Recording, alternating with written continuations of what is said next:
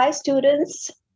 I'm Debelina, founder of Internship Bank, and we bring to you another new interview for your benefit, for you to know for you to know more professionals in the field, for you to know more persons in the legal fields, and hopefully this video will be an inspiration to all of you to continue persevering, to continue working hard in your field, and to aspire towards that dream job or dream internship that you have dreamt of.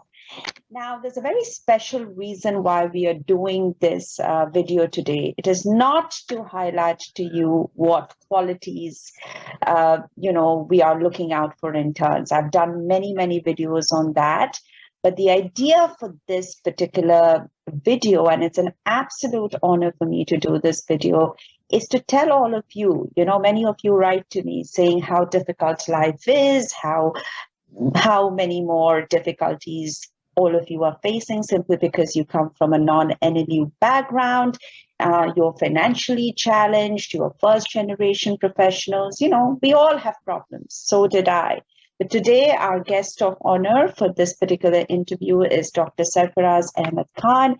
He is my professor, someone who's taught me in school. So this video is really, really very special for me. And I tell you what, students, and I can tell you with a lot of confidence that there are not many people like Sir, who would have traversed so many adversities in their life. If you think you are facing difficulties, let me tell you, Sir had 100 more times difficulties than all of you. And yet he has risen from absolutely nowhere to a position where he can boast of so many prestigious scholarships, of holding so many prestigious academic credentials, positions. I personally know many people in the legal field, but I can tell you, I don't know anyone as close to Dr. Sarfaraz Ahmed Khan, who practically is self-made in a very, very different way than many of us can even imagine. Students, before I hand it over to Sir, just a very brief background about himself. He's been associated with NUJS for almost 16 years now, Sir, if I'm not mistaken, right? Almost 16 years. It's almost now 21 years. Sir is almost associated with NUJS for over 2 decades. Apologies, sir, for getting that wrong. He's been a professor and director at Symbiosis Law School, Hyderabad. He's been the acting registrar of NUJS for almost 2 years. I hope I've got this right. And he's been an associate professor at MNLU. I can just go on. He's done an LLM from the University of Essex. He did his PhD from City University in Hong Kong. He's been a Chevening scholar. He's been a Michigan Grotius Research Fellow. And students, most important thing to note for all of you who think non-NLU backgrounds are a disadvantage to you, it limits your career aspirations. Let me tell you, Sir is a non-NLU graduate in law, and he did his law school from South Calcutta Law College, Sir. Did I get that right, Sir? Yes, perfect. You could kindly tell us firstly, maybe start off with, why did you decide to do law? There were so many professions out there where you could have easily done well. What was the particular drawing factor for you when it came to pursuing law? Debulina, there are some personal, my family incident which happened in Calcutta. It was sometime around when I joined law college in 1993.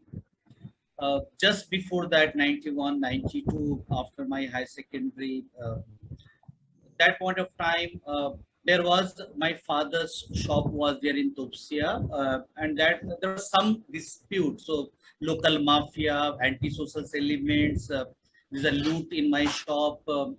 So from there, is an encounter started in the real sense with the police, in the sense that FIR registered, both side peoples were arrested, went to the court, going regularly to the court. And the lawyer who was helping my father is one of the renowned lawyers in the magistrate court in Calcutta. His name is Daulat. So that was the first inspirations for me.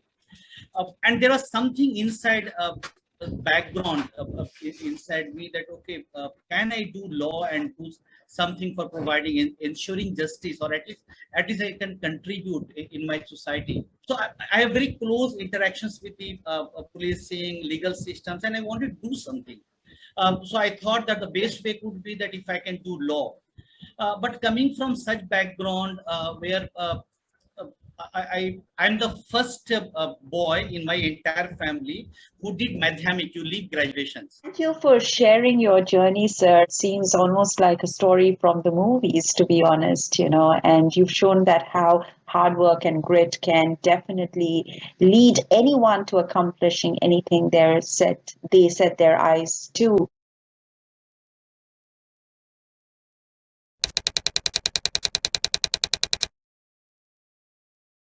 If I were to ask you who's been your inspiration, if you were to name one person, I don't know if there's just one person or you have a few important persons in mind, but who has been your inspiration, that one person or two persons or three persons who has made a difference in your life and who you would credit a lot of what you've achieved today to?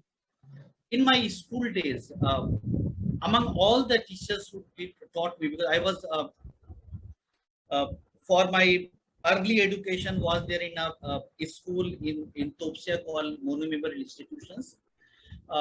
There's a teacher called the the Khurshid Master. That's a very inspiring. So, like when you have a 15, 20 teachers, but there are always one or two teachers who change something in your life. When I joined from class 6, I joined Madrasa Aliyah. It's in Taltala. It's a Urdu medium school. And here we have a teacher called Barkati sir. And he was really inspiring to not only to me, but most of us. He was a role model. His class was always more than what he teach in the class. He teach the how the person should lead his life, and that make lots of differences in one person's life. So when we see the schoolings, is Barkati sir. When I was in law college, I was lucky enough that every places I got some mentor. So the one faculty members who is no more now, but throughout my 5 years study, I was like his adopted son. So he used to teach a lots of teacher students on or giving tuitions or giving tuitions for the judicial examination, charging them. But whenever I went to him, so on need basis, I'm not going for tuition with him, but on need basis, whenever I wanted, I just used to go to his home, and he loved me like his own son, and he guided me whenever I have a difficulty, whether it's a contract law or constitutions. Uh, and then the life comes in NUJs. So NUJs, two persons who is really a role model for me. Uh, First contact point was Professor Panda. When I joined there for law programs, he was examination head in NUJs. And first teacher with whom I talked to in NUJs was Panda sir. So it's a really inspirational. But most importantly, in NUJs, someone who really changed my life and what I am today is Professor N.R. Madhava Menon sir. And from that point of time till now, even before Sir left for his heavenly abode, before his death, even when I joined Symbiosis Law School, Hyderabad, he was my referee. So from that point of time, whether I got shifting scholarships or I went abroad for education or went for PhD or got Michigan scholarships, even Symbiosis, MNLU Mumbai, every single place he was my referee. So his blessing was, I feel really fortunate that throughout his life, he has blessed me. So it was a great blessings for me. And so that one person's, it's unparalleled, Menon sir, contribution in my life. Whatever I am today as a teacher, it is because of Menon sir. Wow, sir, you got me a little emotional. Emotional because even for me, Professor Panda was the first person I spoke at NUJS, right? And Dr. Madhav Menon, he's changed your life course. He's changed many, many life courses. So many law students. But there are two important things which I would like to highlight to my viewers today. First, for students, a message for students. Go and find that mentor for yourself. That mentor can really make a difference in your life, especially if you do not have the guidance that would need to make your path in this legal fraternity. How do you get a mentor? By having that hunger for success, by showing that you're willing to do anything legal, mind you, not illegal, anything legal to foray your path into the legal arena, right? So go and find that mentor. And for senior professionals, my message would be that please give that time. Someone made that time for you. Someone took that chance on you. You know, like Sir has highlighted, there were teachers who believed in him, who treated him like his adopted son, as he puts it. Make that time. It's mentoring on technical points of law. I'm sure students are getting enough of that in their law school. But as Sir said, the teacher that made the most impression on him during his school days was a teacher who gave him life lessons, who talked more than technical skills, who was able to connect with their students, not just on technical points, but teaching them what life has to offer and how that student can maneuver and have certain values that would help the student distinguish himself or herself as a good human being. I think that's very, very important.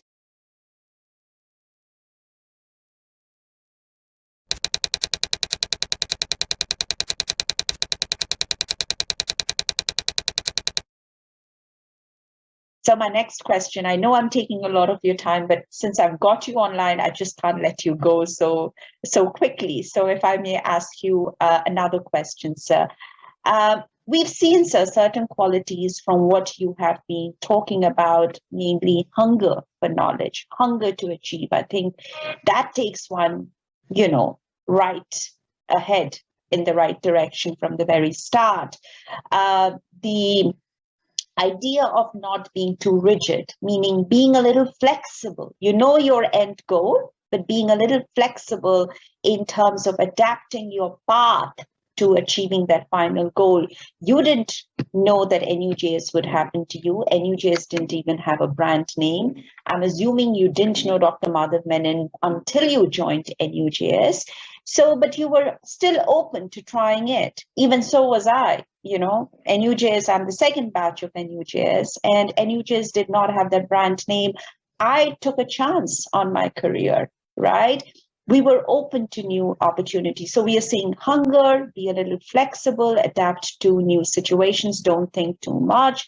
What are the other qualities you think that students, especially from non-NLU backgrounds, from lesser known colleges in India, would require to maybe make up for that little gap they are suffering because they come from non-NLU background? So, Uh, Debluna, I have seen the students in traditional colleges while teaching for some time in my own the alma mater, Southern Law College. I used to go there to teach evidence law earlier. Now time does not permit. I have seen Symbiosis Law School, Hyderabad, very closely working there as a director for 2 years. Uh, the it is the student which save the institutions. So the qualities which the student make the institution differences, those are basically one which are uncompromising is hard work. There is nothing substitute of hard work. Then perseverance, just making own goal, and then working towards that goal. You fix your own goal. Any student, if they have to achieve something in their life, they have to fix the goal. today and tomorrow, it will definitely come. We don't know how the things will one can achieve, because when you work hard, some paths normally it's open up. So there will be some ways in which you can find some opportunity, but you have to walk. You cannot sit idle. So you have to work hard. You have to fix your goal. You have to walk on that goal. You can achieve. And then for non-NLU students, the major difficulty which arises, if I have to compare my undergraduate days and the undergraduate days which I have seen in NUJs, the non-NLUs or traditional colleges, colleges per se does not provide that much exposure. Uh, in, in the culture of national law schools, that exposure is inbuilt, sending for internships, participating for programs when your fellow students or your seniors are attending, going for moot court, debate competitions, some workshops or some kinds of vocational training, or maybe summer school abroad. Now, this develop a culture among the students where one students know that my senior has went last year for this summer school in the UK or that particular colleges, they will follow the path. In the traditional colleges, there's a lack of these exposures. Now, how to achieve? Now, you cannot change the institutions in one day. It is the students who themselves has to develop those culture. So that means they have to keep their eyes and open, see how they can get those exposures, because the institutions where our student goes is not it's available to other institutions also, it's available to non-NLUs also, traditional colleges also. In India, among the law colleges, there's a huge hierarchy. So we have one set of the law colleges are there with NLUs. Then the second sets are there which are not NLUs, but they are also a premier law schools in the countries. The Symbiosis Law School, Hyderabad, where I was the director, the institutions per se try to give lots of exposure and opportunity to the students. But then the third categories of law colleges are there, where these are traditional law colleges are there, where there's a lack of exposures. And the major challenges comes for students from these backgrounds. So the one set of challenges are there for the non-NLUs who are studying in a premier law school. The students are brilliant. It might be they are just 5-7 marks lesser than the top law school students and did not get chance. That does not make them different students from the NLU students. They are brilliant students, and they are doing wonderfully. I've seen my 2 years tenure with Symbiosis. We have done excellent work. Our students are almost every week I used to get some good news from the student that they are a winner or runner-up in some competitions. So these students, whether they are in the non-NLUs or the traditional colleges, my impression is if there's a little push, if it is structure is there under which they can be given exposures, that make lots of differences. But whatever you do, if that hunger is not in the inside of the students, if the students they are not taking those challenges, if the students are not hardworking, there is no. I remember my teachers again, Justice A.M. Bhattacharjee. He used to teach in NUJs, and his one quotations which always we remember: "Shortcuts are wrong cuts." So in life, there's nothing called a shortcut. If the students are working hard, they can achieve anything in the life, and that's possible. And the students from non-NLU's backgrounds doing wonderful. You can see from the Symbiosis alumni which are there in many parts of the world.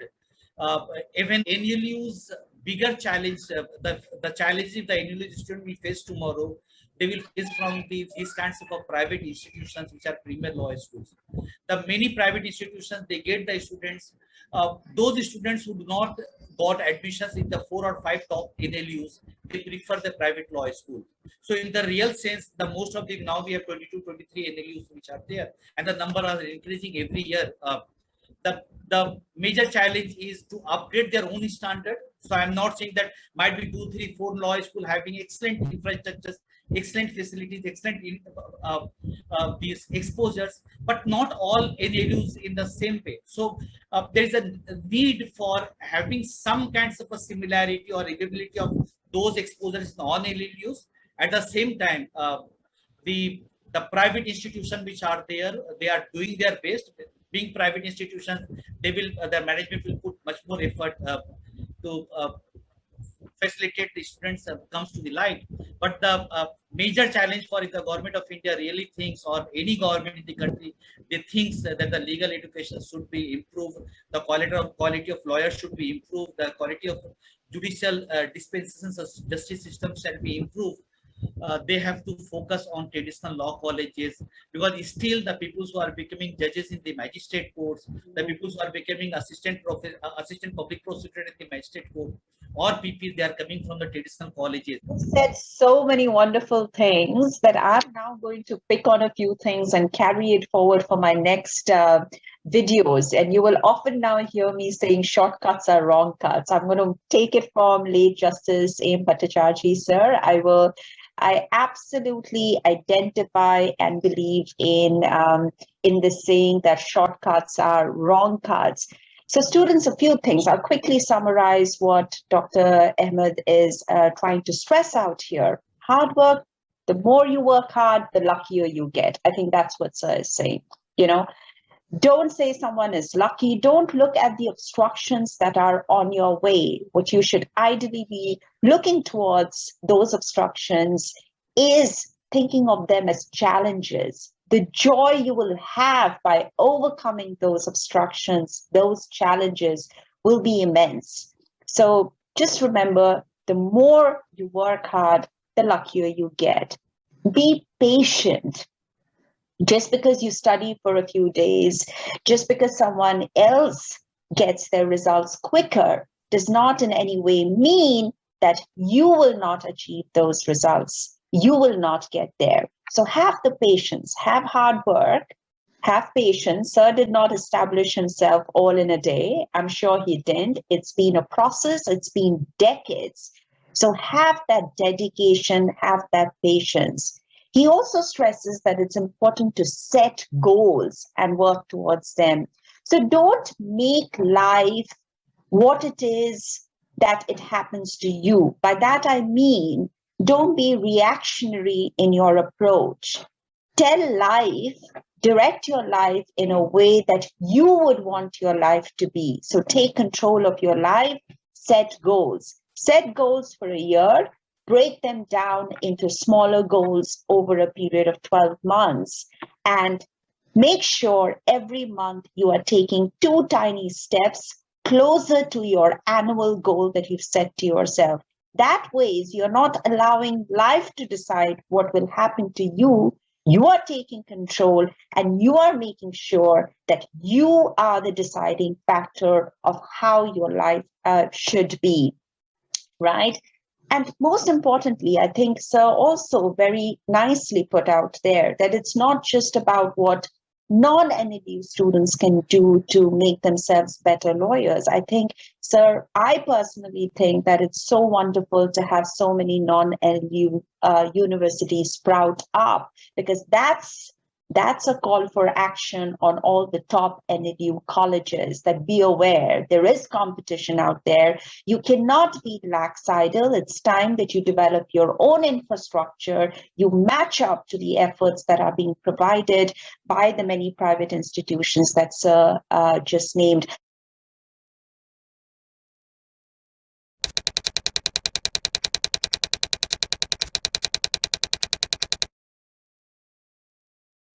Last 2 questions. I promise you, not more questions than 2. I'm promising that to you on video, so I'll keep my promise. What do you have current projects where you think you would need interns who could help you out with? Not just yourself, sir, because I would be also interested in knowing if students can make themselves available to professors like yourself who often write books and are involved in, presenting workshops. Is there any live opportunities the student could perhaps apply to you for, or to other persons like yourself, sir? Yeah, thanks for asking these questions, because I was waiting for sharing some my experience of the past, how the students can change the life, or how they can impact in the life of the common people. I just share one example of my NU with my NUJC students. Long ago, it's almost 8-9 years ago. I used to give lots of training programs for NGOs workers, childline, and police, judges, etc. So I went to Murshidabad district for the training of all childline partners because you know childline they run 1098 call centers and they provide services for the children in distress or children in need in different places. While giving the training, one parent came at that point of time. They came to know that some people came from Calcutta to give training, so their understanding might be they are very resourceful, or they know the police, they can help them out somewhere. So after the training, they were waiting for whole day for me. So once the training is over, almost at 5, then a lady from a village of Murshidabad, she said what's the issue, and she narrated an incident. So touchy or pathetic issue. This is an issue of trafficking. So her daughter was trafficked. Someone came from Murshidabad to Uttar Pradesh, from Uttar Pradesh to some other places. And initially they were able to contact over phone. Later on, they are not able to contact over phone. I promised her that whatever possible, I will help her. Next day, I went to her home. I seen the home. I seen the documents where they were running from pillar to post to registered FIR and filing the complaint, etc., or taking some actions so the girl can be rescued. So in that case, next day I came to NUJS, I have class, and in my CRPC class, I asked the student that I found these kinds of case. Is there any students who can help her in these situations? And I forget the name of the students. I got 2 volunteers. Immediately, the first 2 hands were raised. I called them after my class. We had a meeting. I connected them to the Childline Murshidabad. They drafted later, and we know our students, all young people, they are so energetic and so powerful also. They have connections also. So they immediately written an excellent letter to the SP, etc. I given the guidance. Basically, they have written it. I was just supervising them. And they were directly communicating with the family members and the childline people in Murshidabad. And believe me, the girl was rescued from Gujarat. She was trafficked from Uttar Pradesh to other places, and then Gujarat, she was in remote village. She rescued and brought back to the Murshidabad. This is small help with the student do. These are this is lifetime satisfaction. Even if we can do once in our life, we can think our life was successful because we are able to help someone. So the student helping or working during the student days, it's only beneficial for them also because they're getting the knowledge. At the same time, they can make difference in the life of the other people who are downtrodden, who do not have access to the justice, who cannot access to the judicial process or legal system. So I think almost every professor needs support in the sense of doing some research work. A professor like me, when we do some, we are associated directly with the field, with the NGOs. We do require some kinds of a support, and not me, but the organizations require some kind of support. Many organizations looking at us that what kind of support we can provide. And believe me, our student has potential to make a difference in the life of the people who are downtrodden, who don't have access to justice. And definitely those who are interested to doing whether it's academic work, writing, doing the research work, or doing some kinds of a joint project, or supporting some organizations through us, all these are possible. So it's not possible only with me, but that possible with most of the faculty, the teachers like us.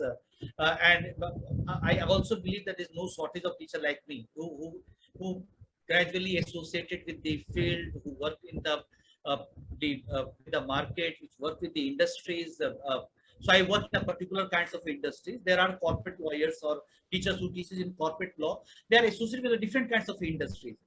But there are always in most of the NLUs, the teacher has that practical exposure, sir.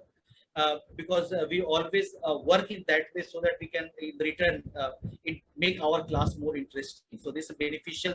Everything what we do, we use for the class purposes at the end.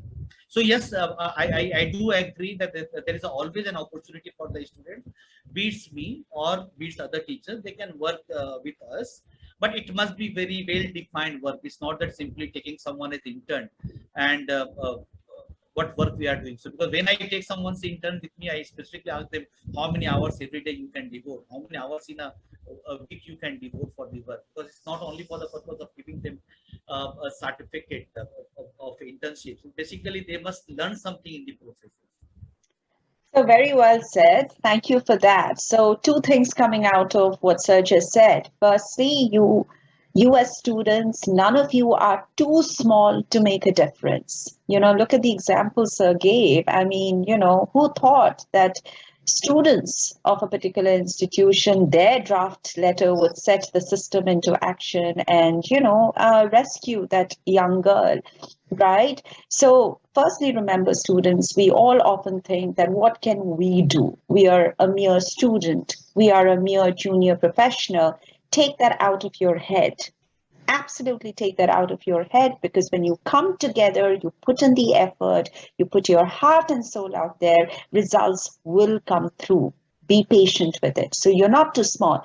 The second thing, sir, really very well put it together is, I often have students reach out to me saying, ma'am, I come from a non-NLU background, not many opportunities for me.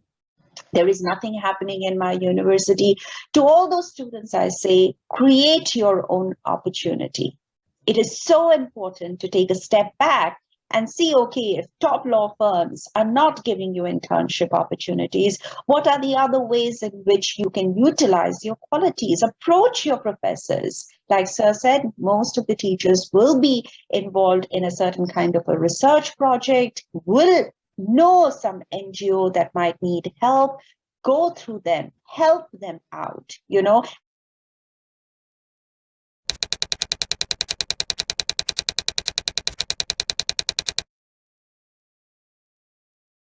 Last question to you, sir. So from your and my experience, we all know that bad times are temporary. It's just, some bad times take longer time to become positive and others take short time. But the long point cut short is they don't last forever. You know that, I know that.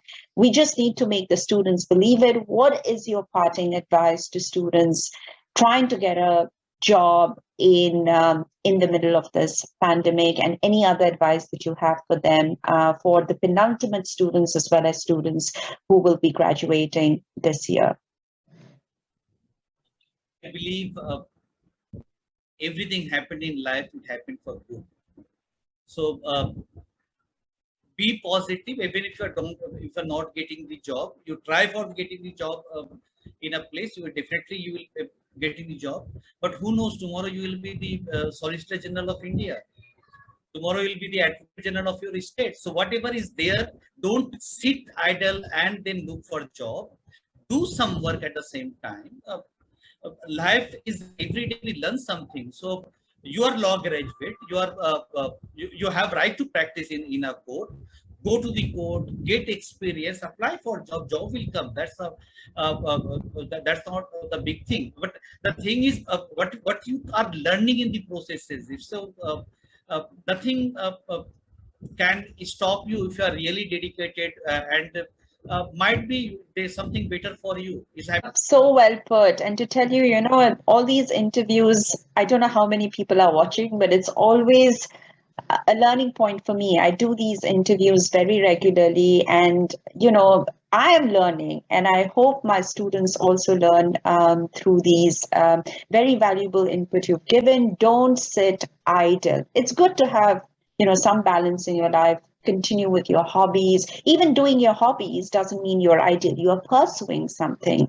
It's not just enough to apply for jobs. While you're applying, simultaneously continue your growth.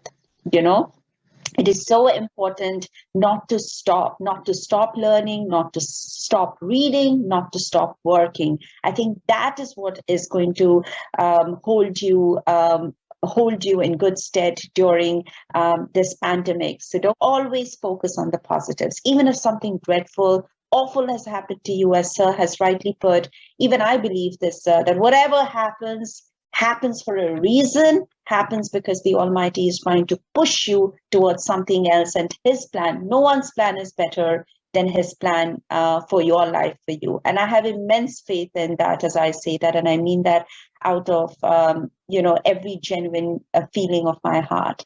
So it's been wonderful to have you on our YouTube session. Many thanks again for agreeing to be part of Internship Bank's YouTube video series that we do, and which we hope our students find helpful and informative. Thank you.